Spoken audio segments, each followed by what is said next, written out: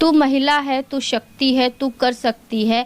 महिला दिवस यानी अंतर्राष्ट्रीय महिला दिवस को लेकर के जिस तरह से हम लखनऊ की कुछ खास शख्सियतों से खास बातचीत कर रहे हैं कि जिस तरह से एक महिला माँ है, बेटी है, बहन है, पत्नी है, ये सारी जिम्मेदारियों को निभाते हुए वो अपनी जिम्मेदारी भूल जाती है। लेकिन लखनऊ की कुछ ऐसी महिलाएं होती हैं जो अन्य महिलाओं को हर क्षेत्र में जागरूक करने के लिए हमेशा खुद भी जागरूक होती हैं और साथ में महिलाओं को लेके भी चलती हैं।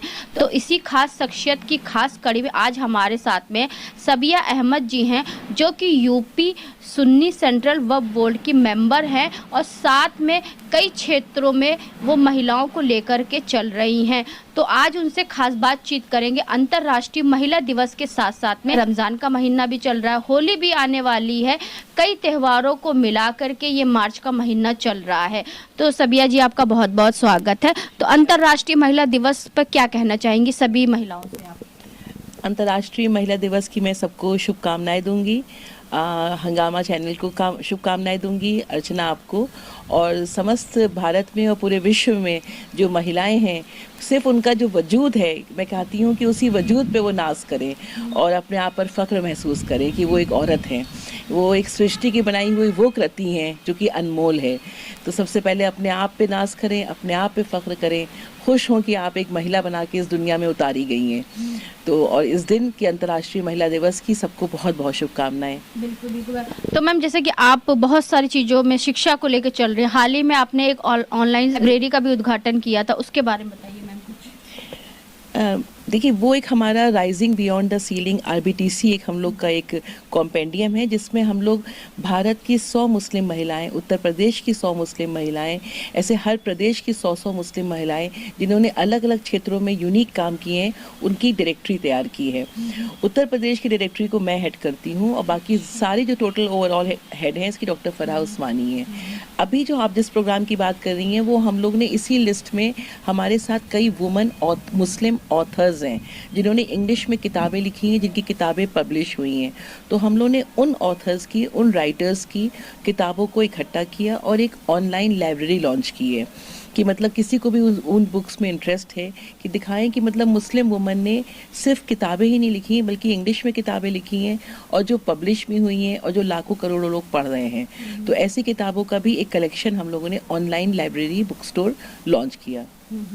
तो मैं भी तो बहुत अच्छी बात है कि कम से कम जो लोग जो है ऑनलाइन अपना जा कर के पढ़ते हैं तो वो ऑनलाइन आपका बुक लाइब्रेरी में जा कर के पढ़ सकते हैं, और जो लोग ऑफलाइन पढ़ते हैं, बुक जिनको खरीदना हो तो वो कैसे आपसे परचेज कर सकते हैं? हाँ, उस लाइब्रेरी में लिंक दिया हुआ है जिसमें आप उस पर क्लिक करेंगे तो आपको उस लाइब्रेरी अपना ऑनलाइन पे भी कर सकते हैं और बुक अपनी आपके कोरियर से पहुँच जाएगी। तो एक ही प्लेटफॉर्म पे आपको सारी मुस्लिम वुमेन ऑथर्स की किताबें मिल जाएंगी, रिटन इन इंग्लिश। पहले हम लोगों ने शुरुआत इंग्लिश से की है, फिर हम लोग जो उर्दू की लिखी हुई किताबें हैं उनको भी लॉन्च करेंगे। इस तरह से करके हम लोग स्टेप बाय स्टेप इसको आगे बढ़ाएंगे। जैसे मैंने आपके बहुत सारे पोस्ट देखे फेसबुक पे, जैसे आप कहीं जाती हैं, स्कूल में जाती हैं, बच्चों के बीच में आप उनके जो ज़रूरतमंद का सामान हो, जैसे कॉपी किताब, स्कूल बैग्स होते हैं, इन सब चीज़ों के लिए आप बहुत सारी व्यवस्था करती हैं। तो अभी तक जैसे कि बहुत सारे स्कूलों में आप ये काम कर चुकी हैं। हाँ, बहुत बहुत शुक्रिया। मैं कोशिश करती हूँ कि कोई नेचुरल डिज़ास्टर हो, कैलामिटी हो, नौज़बिल्ला कुछ हो, तो उस जगह पहुँच के अगर अपना तरफ से कुछ योगदान कर सकती हूँ तो करने की कोशिश करती हूँ। और एजुकेशन की जो आप बात कर रही हैं, शिक्षा की, तो इसमें सबसे ज़्यादा हमने देखा है प्रॉब्लम आती है ड्रॉप आउट की।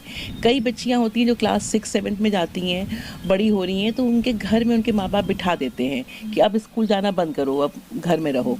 तो ये ड्रॉप आउट संख्या बहुत ज़्यादा है हमारे यहाँ। तो इन पे मैं ज़्यादा तवज्जो देती हूँ कि इनको जाके विजिट करना, कि इनकी अगर कुछ लोग से जुड़ के उनकी फ़ीस जमा हो जाती है साल भर की, तो माँ बाप के पास कोई रीज़न नहीं बचता है घर बिठाने का। और बाकी जैसे छोटा मोटा ये स्कूल बैग, ये सब चीज़ें जो हैं वो कर दिया तो बच्चे मोटिवेट होते हैं, खुश होते हैं। तो इस तरह से कोशिश करती हूँ कि ड्रॉप आउट की जो गिनती है वो कम से कम हो और बच्चियाँ अपनी ख़ास तौर से पढ़ाई कंटिन्यू कर सकें।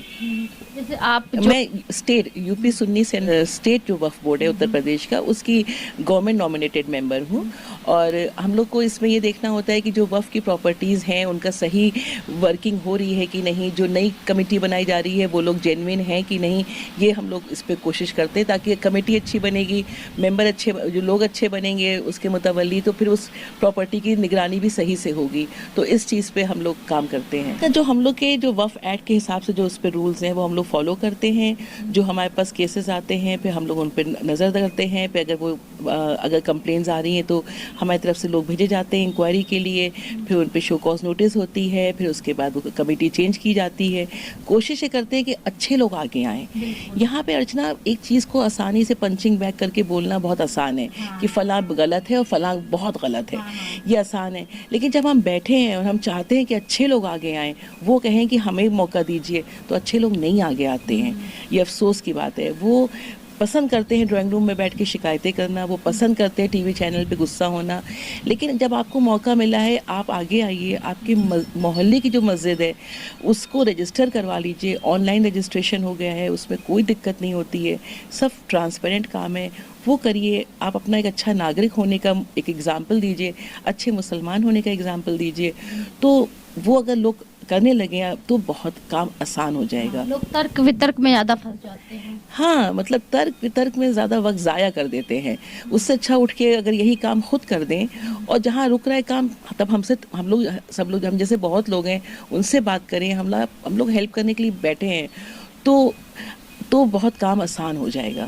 तो मैम, जैसे अंतर्राष्ट्रीय महिला दिवस पे जो हम विशेष कर रहे हैं कि महिला के प्रति क्या जिम्मेदारी है कि अपनी पढ़ाई भी करनी है, अपना एक मुकाम भी हासिल करना है और अपनी एक पहचान भी जो है दुनिया में कायम रखना है कि हमारे नाम के और ये हमारे तरह से पढ़ने वाले बहुत से ऐसे आपको मिल जाएंगे, लेकिन उन सैकड़ों हज़ारों में हमें अपनी पहचान किस तरह से अलग रखनी है, तो इसके बारे में क्या कहना चाहेंगे? इसमें मतलब महिलाओं से सिर्फ मैं ये कहूँगी कि कुछ ना करिए, सिर्फ दूसरी महिला का सपोर्ट करिए, उतना ही काफ़ी है। मतलब लोग सोचते हैं महिला मतलब विमेन अपलिफ्टमेंट का मतलब ये है कि आप मेल बैशिंग करो, which I think is very wrong, क्योंकि male bashing is not the answer. Thing is कि आप वुमेन हो, आप दूसरी वुमेन का सपोर्ट करो, सिंपल। वो जो भी काम कर रही है उसके काम को अप्रिशिएट करिए, उसको अंडरस्टैंड करिए, इतना ही बस कर लीजिए तो काफ़ी बड़ा सपोर्ट हो जाता है पूरे महिलाओं के लिए। मतलब एक इसको बेसिक रूल बना लीजिए कि हमें सामने वाली महिला का सपोर्ट करना है, वो जो है जैसी है उसको अंडरस्टैंड करना है, जज नहीं करना है, अंडरस्टैंड करना है। बस इतना ही कर लें तो काफ़ी हद तक मतलब बुराइयां दूर होती हैं और अच्छाइयां आगे बढ़ती हैं। फिर बाद में और परेशानियां आएंगी तो ठीक है, उनको भी हैंडल किया जाएगा, लेकिन बेसिक जो चीज़ें हैं वो ये है कि women should support other women. एक महिला दूसरी महिला का साथ दे, यानी कि वो दूसरे महिला का सपोर्टर के रूप में उसके साथ में रहे, ना कि ये कहावत सिद्ध करे कि एक महिला दूसरी महिला की दुश्मन होती है। तो मैम, जैसे कि अभी तो अंतर्राष्ट्रीय महिला दिवस आपका रहेगा 8 तारीख को, फिर 2 मार्च से रमज़ान भी शुरू हो गए हैं, रमज़ान के पाक दिन भी शुरू हो गए, साथ में आपका जो है होली भी आने वाली है, तो रमज़ान के अवसर पर क्या कहेंगे? रमज़ान का महीना बहुत ही पाक मुक़द्दस महीना होता है, एक मफ़रत का महीना है कि जो जाने अनजाने हर इंसान से गलतियां हो जाती हैं, गुनाह हो जाते हैं, तो एक मौका है कि अल्लाह मौका देता है कि अपने गुनाहों की माफ़ी मांग लो और तड़प के रो के माफ़ी मांगो। तो अल्लाह बहुत मोमिन है, बहुत रहीम है, वो गुनाहों को माफ़ कर देता है। और चीज़ें कुछ फ़र्ज़ हैं कि भाई नमाज़ पढ़नी है, रोज़े रखने हैं, और हो सके तो सुन्नत है तरावी पढ़ने जाएँ, जितना हो सके इबादत करें, जितना हो सके नेकियां करें, क्योंकि चीज़ों के सवाब बढ़ चढ़ के मिलेंगे। गुनाह भी जाने अनजाने इंसान है हम लोग, गुनाह हो ही जाते हैं, तो उसकी माफ़ी मांग लें, किसी की दिल आज़ारी ना करें। और ये सब चीज़ें तो सबको पता ही है रमज़ान में। और लेकिन सबसे पहली चीज़ है कि अपना दिल साफ़ करें, दिल बहुत साफ़ करें, क्योंकि आपके दिल में अगर किसी के लिए भी कोई नफ़रत है, कोई बुग़्ज़ है, कोई जलन है, कोई कीड़ा है, तो सबसे पहले इन चीज़ों को दूर कर लीजिए अपने दिल से। आपका दिल पाक हो, साफ़ हो, कि आप नमाज़ पढ़ने जा रहे हैं, वज़ू कर रहे हैं, ख़ुद को पाक कर रहे हैं, और उससे भी पहले ज़रूरी है कि आपका दिल बिल्कुल पाक हो, साफ़ हो। जब आपका दिल साफ़ होगा तो, क्योंकि अल्लाह तो सिर्फ नियत देख रहा है, हम नमाज़ पढ़ने खड़े होते हैं सबसे पहले नियत बांधते हैं, तो अल्लाह तो नियत देख रहा है ना, तो आपकी नियत जो है वो साफ़ हो बिल्कुल। कुछ भी नेकियां कर रहे हैं तो उसमें दिखावा ना हो, वो सही माने में करिए कि हाँ फला की कुछ शायद मदद हो जाएगी, उसे 100 की मदद चाहिए, चलो हम 5 की कर पा रहे हैं, लेकिन कर तो पा रहे हैं मदद, इसको रखिए कि अल्लाह इसे कबूल करेगा। तो रमज़ान का तो बस यही है कि जितना हो सादगी से रहें, जितना हो लोगों की, ज़रूरतमंदों की मदद कर सकें। हर कोई इतना खुश नसीब नहीं है कि उसके पास लवाजमात हो अफ्तारी के, तो कोशिश कीजिए कि कुछ उनके भी दस्तरखान पे चीज़ें अच्छी पहुंच जाएं। इबादत करिए, तरावी पढ़िए, नमाज पढ़िए, जितना हो सके पढ़ के बख्शिए जो नहीं है हमारे बीच उनके लिए। तो रमज़ान का तो यही रहता है, रोज़े रखें। और अब रोज़ा सिर्फ अपनी नफ्स का नहीं है, अपने खाने पीने का नहीं है। रोज़ा मतलब ये है कि आप झूठ बोलने से, गलत बोलने से, बुराइयां करने से, बैक बाइटिंग करने से, इन सब से रोज़ा करें।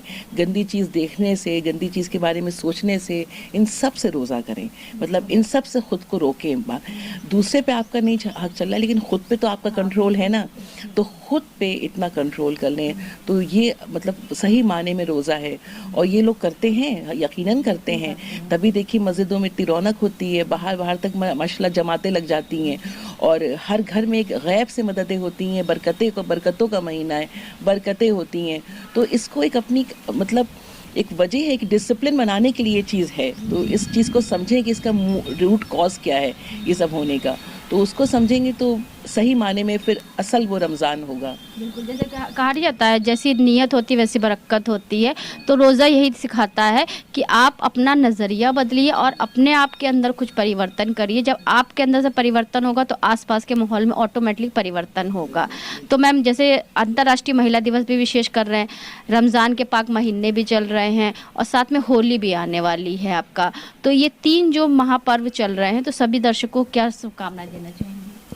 होली तो देखिए रंगों का त्यौहार है, खूब रंग बिरंगे रंग होते हैं और खूब खेलते हैं रंग। अब हर्षोल्लास का त्यौहार है। होली पे तो मैं बस यही कहना चाहूँगी कि देखिए कोई एक रंग आप लगा लें, कि मानिए आपने सिर्फ लाल रंग लगा के आप पोत के आ गए, वो मज़ा नहीं आएगा होली का। वो तो जब अलग अलग रंग हो खूब आप पे, तब उस होली का मज़ा है। ठीक इसी तरह हमारा भारतवर्ष है। भारत में जो ये रंग है ना, ये हर अलग अलग धर्म के हैं। इन सब धर्मों का जब समावेश होता है ना, तभी वो रंग बिरंगी होली हो पाती है।